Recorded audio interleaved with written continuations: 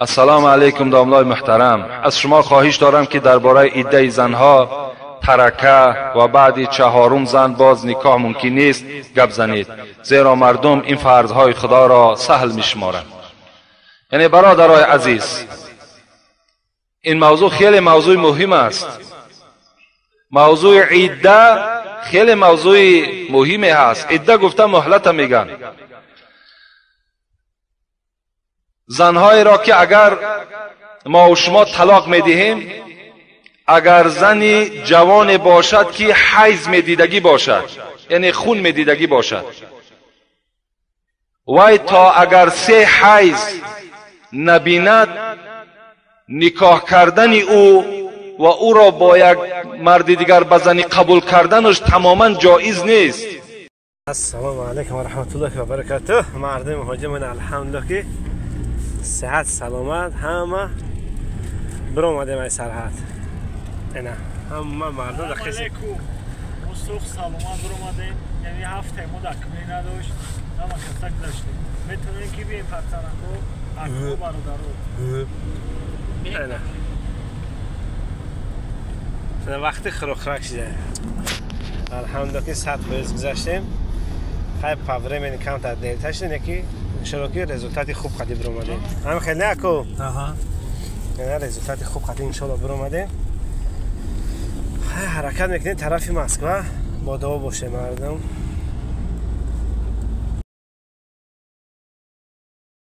سلام دوستو، بسیاری شما از پروستاتیت تقصیر میکشیده. مرحمت برادرها، به شما توصیه میکنم پلناتسین کورس لیشینی برای پروستاتیت انشالله که هم مردونگی به خود میکنه، همچنین ژلانی هم خوبگی خوب میکنه، هم برای گرده معده قدر رودها به حد افکتیو نه. تریلیبوسماسین 2 دونه روغن خیلبا، 1 تا قیصل هندی، 2 پاچکا فیتو سویچا. غیر از این شرکت شفافارما برای شما حجامه بپوز را پیشنهاد مینماید. کسانی که در شهر مسکو قرار دارد هم رفته حجامه کنند، هم داروهای خود را دسترس نماید. مرحمت. کسی که اگر در مدت همون حیض، یعنی بعد طلاق کردن مرد، اگر از همین روز مرد طلاقش کرد، 3 حیض اون زن نگاه میکند. از همین 3 حیض که پاک شد، میتواند که چکار کند؟ میتواند که کلام خواستگاری که به سر او بیاید نکاح کرده و زندگی کند. و الا در همین مدت عده، اگر در همین مدت 3 حیض ناگذشته 1 روز است، نیم روز است یا 1 ماه گذشت، اگر نکاح کرده گرفت، خانه وی حرام است. فرزندای او همه ولد زنا هستند. اینا در شما اهمیت بتین. در تمام خانه ما و شما این واقعه ها رخ میدهد. باید که کار کنین. دختری که حیض میبیند 3 حیض بعد میتواند شوهر کند. اگر مردی که از دنیا میگذرد، زنی وی کی میتواند شوهر کند؟ بعد 4 ماه و 10 روز. 4 ماه و 10 روز که گذشت، عده مردی که زنی که شوهرش مرده باشد 4 ماه و 10 روز است. خب عده زنهایی که پیرانسال هستند، یعنی تماما اونها عده یعنی حیض نمیبینند. از 50 بالا که شد زن، در کتاب ها میگه دیگر حیض نمیبینند، خون نمیبینند. اینها را وقت شوهرهاشون طلاق داد، یا اینکه اینها خواستن که اگر شوهر کنند 3 ماه نگاه میکنن شوهر میکنند. اگر در همین مدت هایی که برای شما معین کردم و عیان کردم، اگر پیش از این کدامش نکاح میکند، وای خانهش حرام است. فرزندی که تولد میکند وای ولد زنا به حساب میرود. اینا شما گوش اندازین. دویم ترکه اصلا فرض است. ما و شما هیچ به این عمل نمیکنیم. همان روزی که مرد است یا زن است، هر دو ترکه میشوند. زن هم ترکه دارد، مرد هم ترکه دارد. این فرض است. همان روز جنازه باید که ترکه کرده شود. ما مردم 1 هفته میگذرونیم، بعدا بعد داملا میکویم که ترکه کنند. ترکه همون روز اول است. حتی در کتاب ها میگن که از همان حق مرد، همان مردی که وفات میکند یا زنی که وفات میکند، باید حق کفنش و حق مردش و حق گرکن همه از حساب همون مرد باشد یا از حساب همون زن باشد. در حالت ترکه این معین میشود. اینا شما کاری کنید که همون پیشوایی که در محله دارین، همون روز اول کاری کنید که همین کار به انجام برسونید. این فرض است. اگر ترکش کنید شما گناهکار میشید. طریقه این است که همون مال پدر و مادر معین میشه در بین همه فرزندها که پدرم چند قدر مال داشته بوده است، مادرم چند قدر مال داشته باشد، با دختر و با فرزندهای او چند قدری میرسد. اینجا همه شما آگاه میشین. این خاصیت خیلی خوب دارد. و نکاح کردن بعد 4 زن جایز نیست گفتگی. یعنی خداوند در قرآن میگوید فانکحوا ما طاب لکم من النساء مثنى و ثلاث و رباع. هر یک مرد حق دارد که در نکاح خود 1 زن، 2 زن، 3 زن، 4 زن داخل کند. هر مرد این حق دارد. این خدا برای ما و شما فرمایش داده است. بعد 4 زن هیچ کدام ما و شما نمیتونیم که 5م زن در نکاح خود درآوریم. یا بعض سوسته های هست که 4مش خلیفه میکنیم و بعد 5مش میگیریم. اینا ممکن نیستند.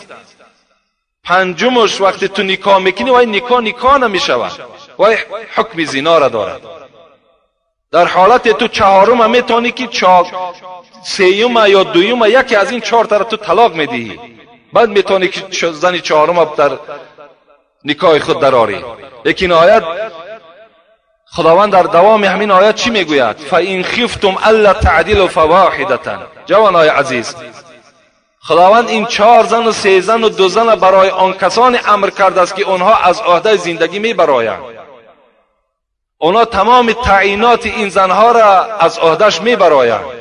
برای این از خدا میگه اگر شما خوف برین که من 2 زنگی و 3 زنگی و 4 زنگی را کردن نمیتونم، فواحدتا خدا میگه به 1 تاش کفایت کن.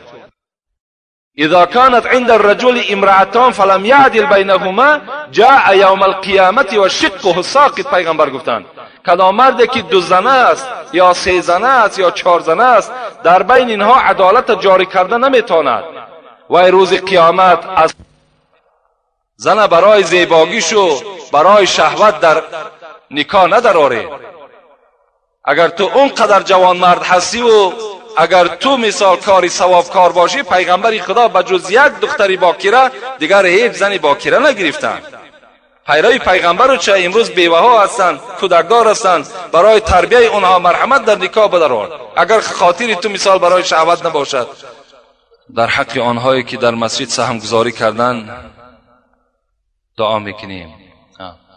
اینجا جمعه پیشین که اعلان کرده بودیم برادرمان محمد جان که از همین نزدیکی زندگی میکنند 100 سامانی و برادر حبیب الله که روغن میفروشند در بازار 50 سامانی، برادر حاجی خالو 2 کوب تخته آوردن و دیگر خدمت ها هم از اون جمعه تا این جمعه رسید.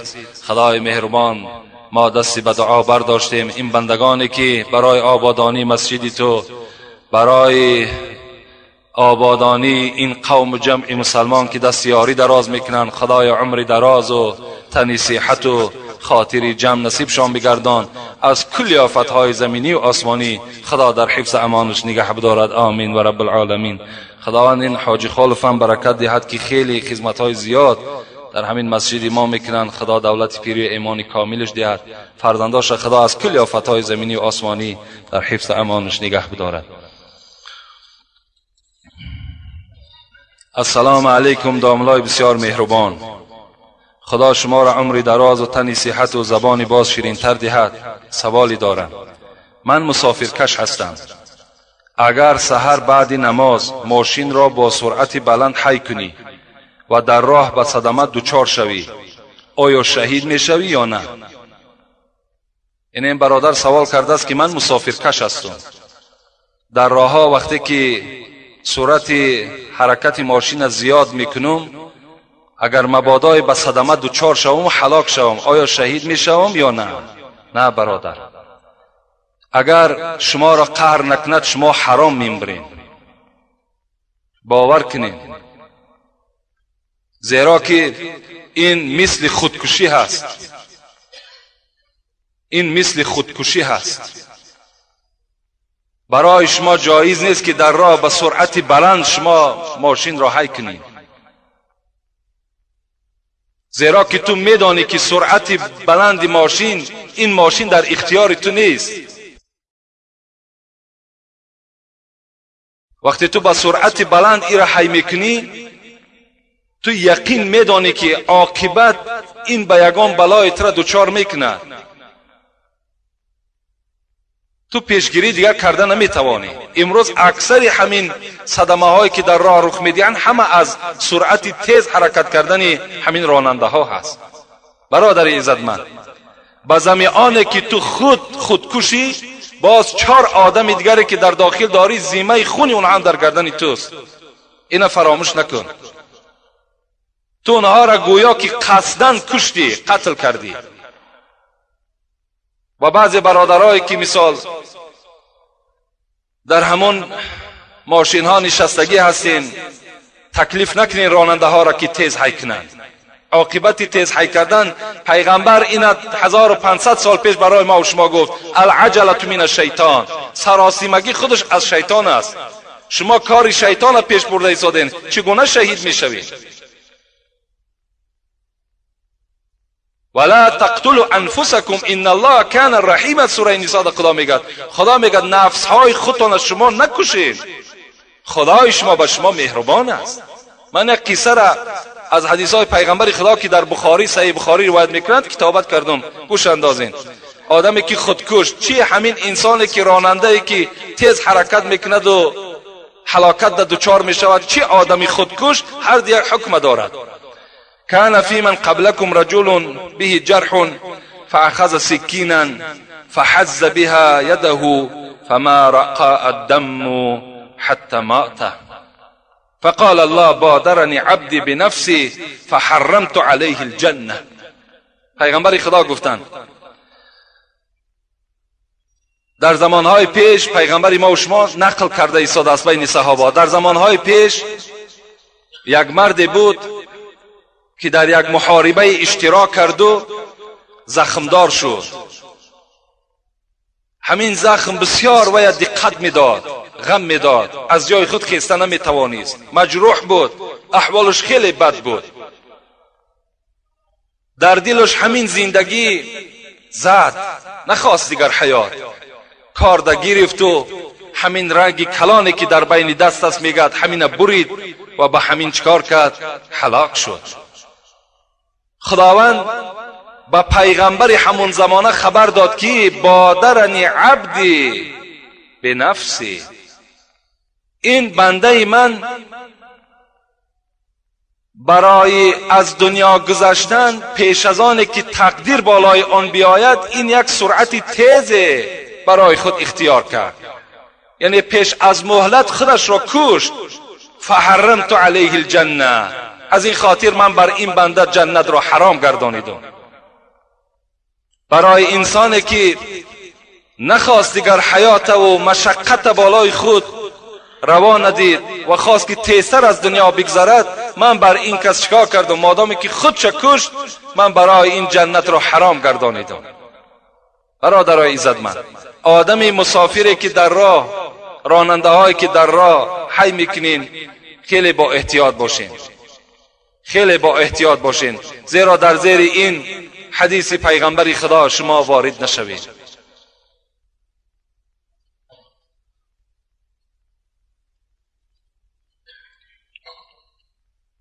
السلام علیکم داملای شیرین سخن.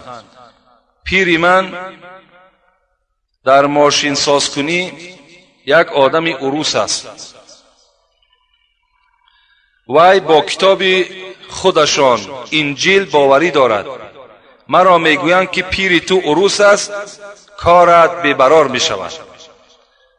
برادرها خب کنین، وقتی در آمدین داخل شدین در مسجد، قاعده مسجد همین است، پاتا که گذاشتی خدایا درهای جنت بروی من بکشا و جایی که یافتی جا بنشین. وقتی صحبت، وقتی سخنرانی نیست. برادرای عزیز، ما و شما کمک گرفتن از کافر گناهگار نمیشیم. ایرا یوسف قرضاوی در کتاب حلال حرام خود بسیار خوب بیان کردگی هستند. اگر ما و شما از مردم کافر چی اختصاصی نباشد، چی کسبی نباشد آموختند، ما گناهگار نمیشیم، برعکس رخصت است.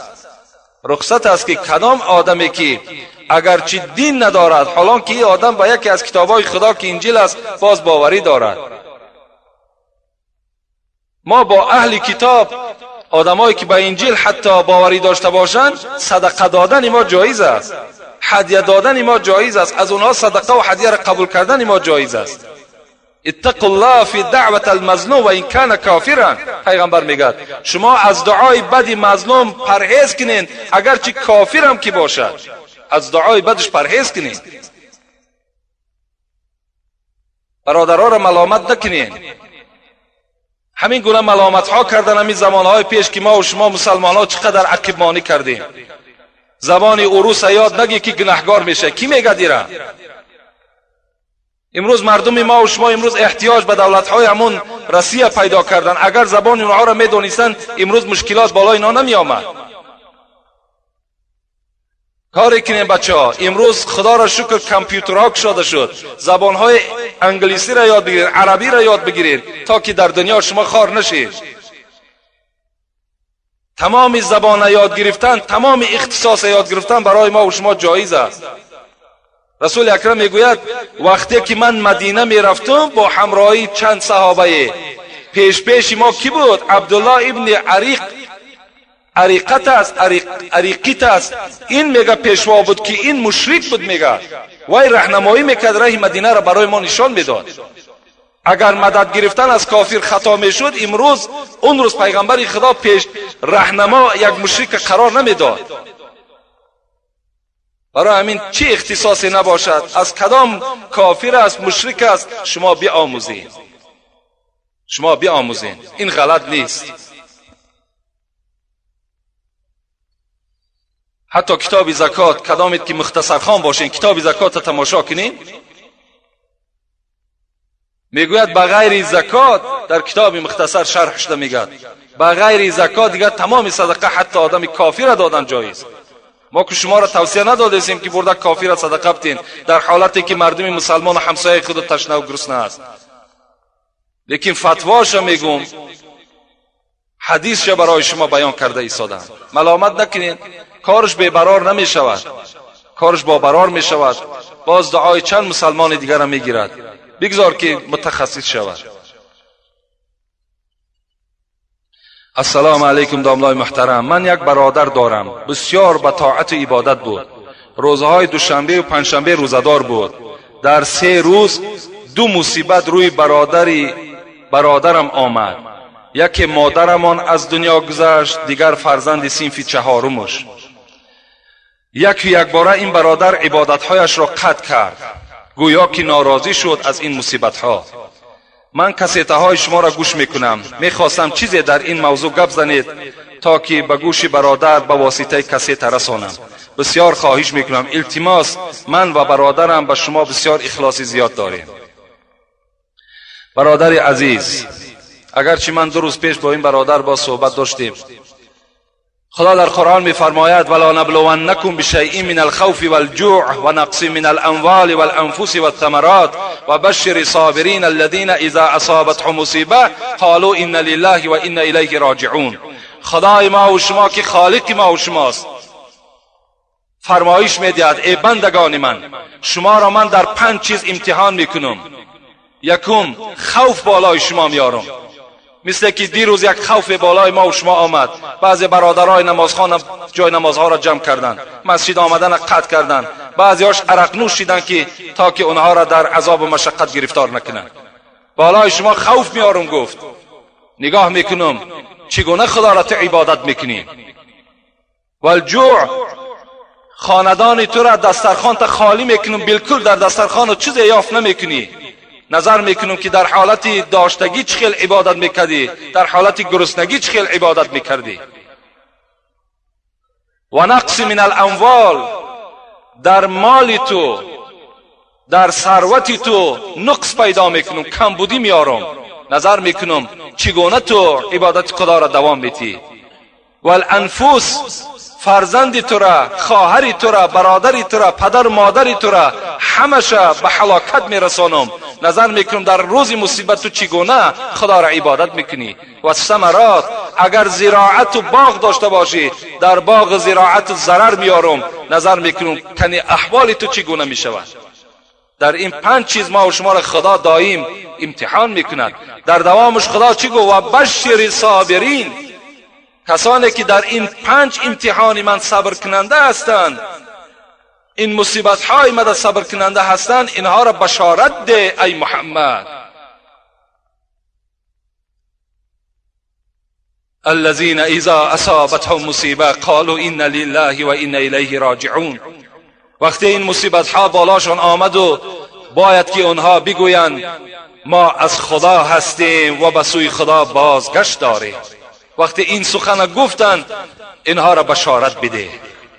برادر عزیز، وقتی که اگر تو عبادت های خودت ترک کردی، معنای این را دارد که خداوند در حدیث های قدسی میگوید و من لم یرضا بقضایی و لم یشکر علی نعمایی ولم يصبر على بلائي فليخرج من تحت السماء وفوق الارض فليطلب سوای ربي.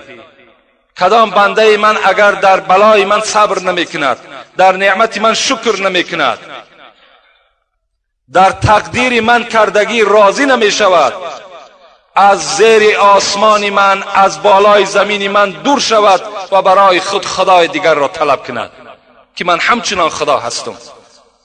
در محبت هر کی او دعوا کند 100,000 امتحان بر وی کند.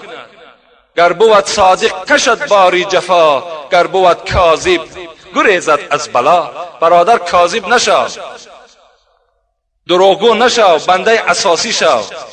ایمان قوی قطعی در این روزهای مصیبت چکار کن؟ باز شکر تا زیادتر کن، باز طاعت تا زیادتر کن، اگر تو در نزد خدا بخواهی که جزای بگیری.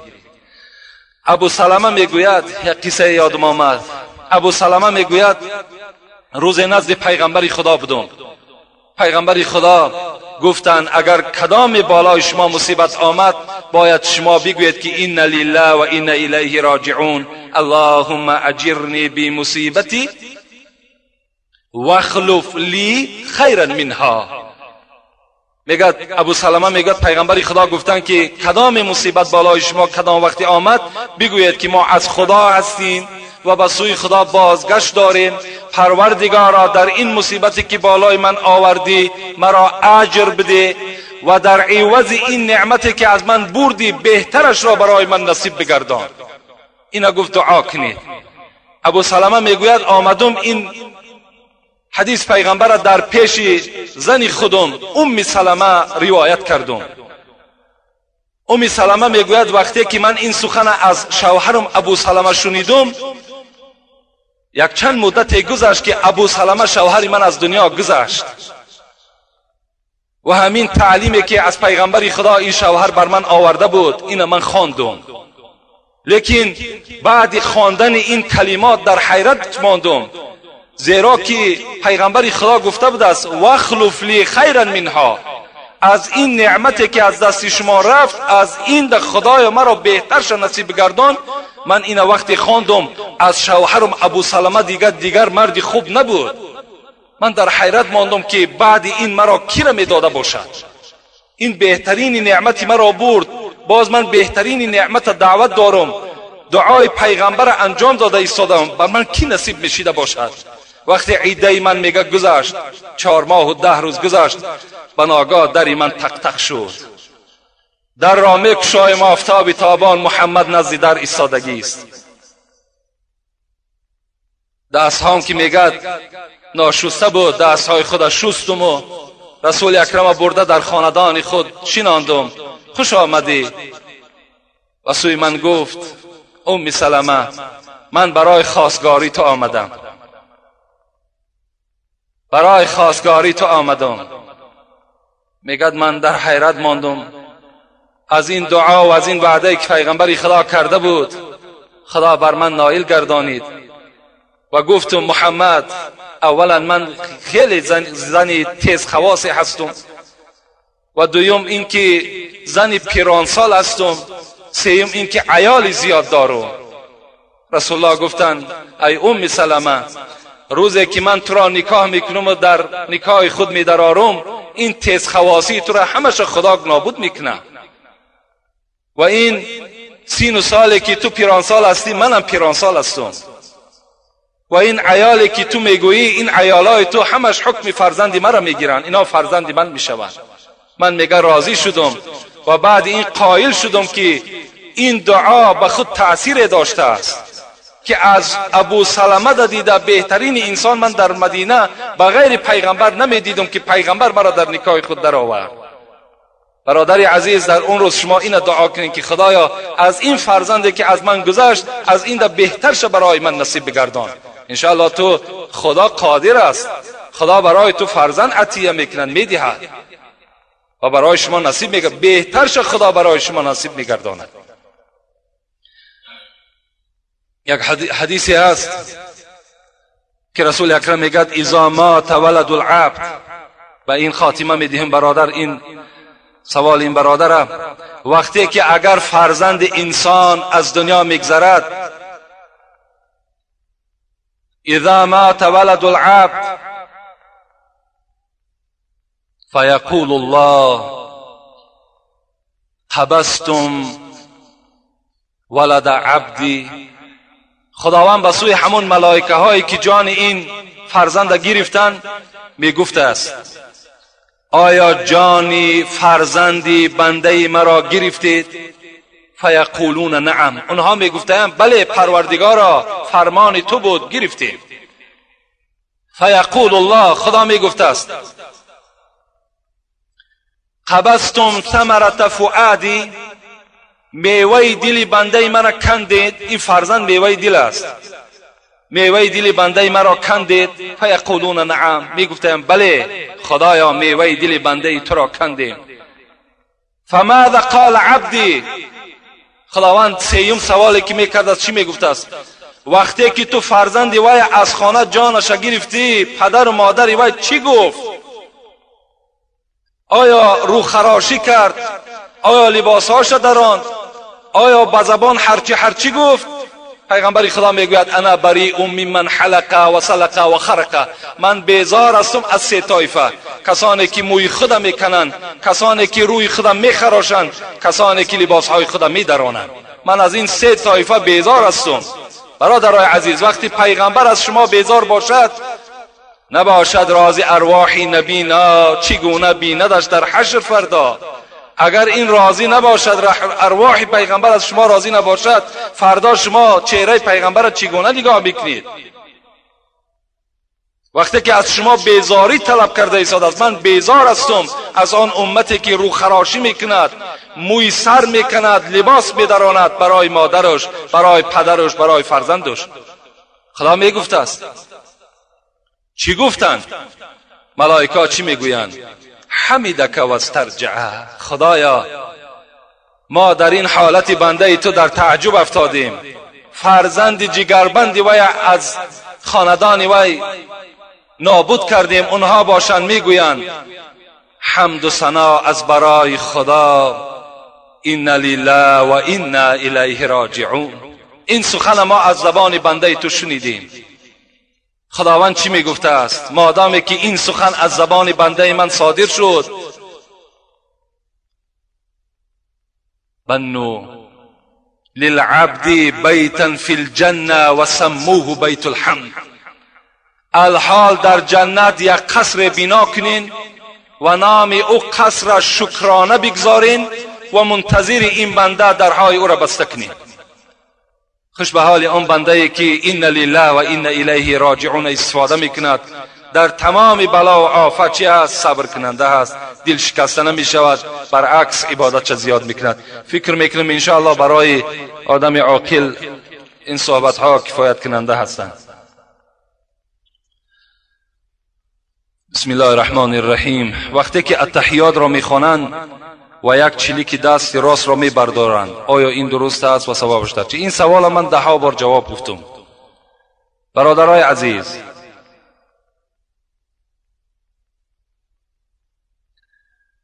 در حالت التحیات خواندن ما و شما به اشهد ان لا اله الا الله میرسیم، همین دست چلیک ما میبرداریم.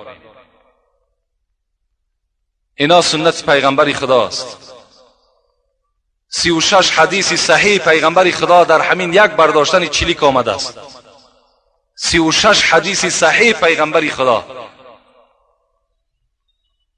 برای همین بعضی از فتواها مثل کیدانی، خلاصه، بزازیه، تاتارخانیه، شرح الیاس، عالمگیری به نکردنش رفتن، گفتن نکنید.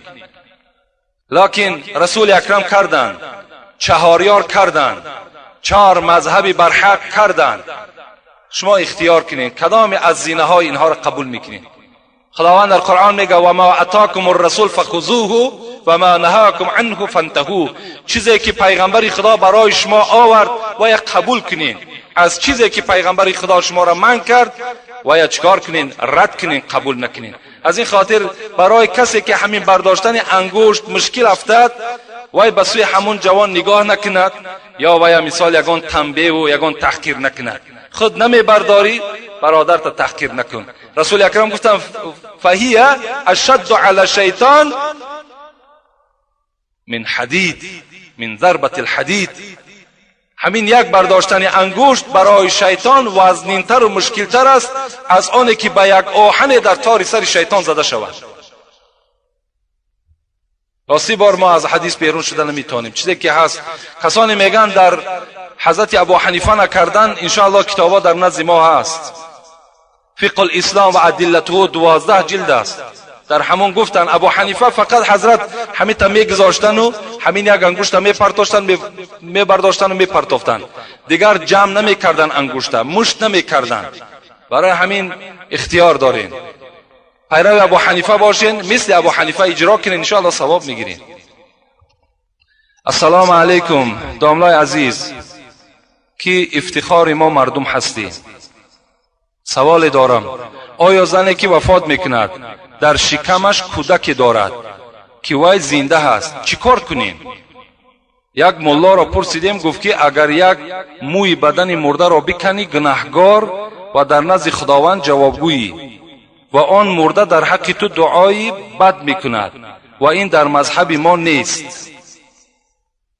برادر فهمیدین به فکرم سواله؟ یک زن از دنیا میگذرد و در شکمش فرزند دارد، خود گذشته است و فرزند زنده هست، چیکار کنی؟ این برادر ملا گفته است که مذهب ما در جایز نیست حتی موی بدن او را کندن. موی بدن کندن و از این مسئله باید که ما استثناء کنیم. اون ملا این موی کندن و موی سر شانه کردن این دیگر موضوع است و این فرزندی که در شکم این زن است این دیگر موضوع است. مذهب ما از دسته بعضی همین ملاهایی که مذهب ما باور کردن همین مذهب ابو حنیفه قریب سیاه شده ایستاده است. چیزی را که نمیدانی از مذهب این گونه فتوا نده.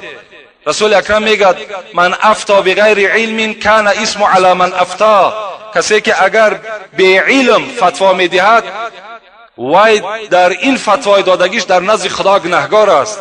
همین ابو حنیفه که ما مذهب ایشان داریم، ما صدقه ابو حنیفه میشیم، ما خاک پای ابو حنیفه نمیشیم.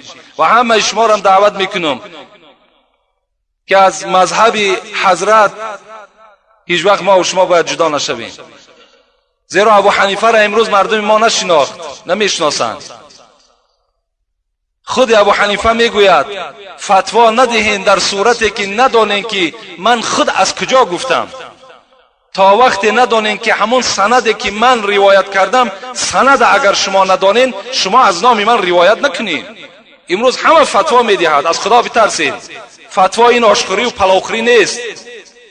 این فتوا خواندن و فتوا نگاه کردن این کتاب کشاده میکنی، تفسیر نگاه میکنی، معنای حدیث نگاه میکنی. نمیدانی شرم نکن رفته مرحمت از فلان داملا بپرس بگو، اینش در تو ثواب میگیری. وقتی اگر همچنان شد مذهب ما و شما و مذهب امام شافعی اتفاقا میگوید که وقتی همین حالت که رخ داد در حال کارچه را بگیرین شکم پاره کنین، شکم وای پاره کنین، این فرزند از داخل شکم بیرون کنین. اینا مذهب ابو حنیفه و مذهب امام شافعی میگه. مذهب امام احمد اجازت ندادن.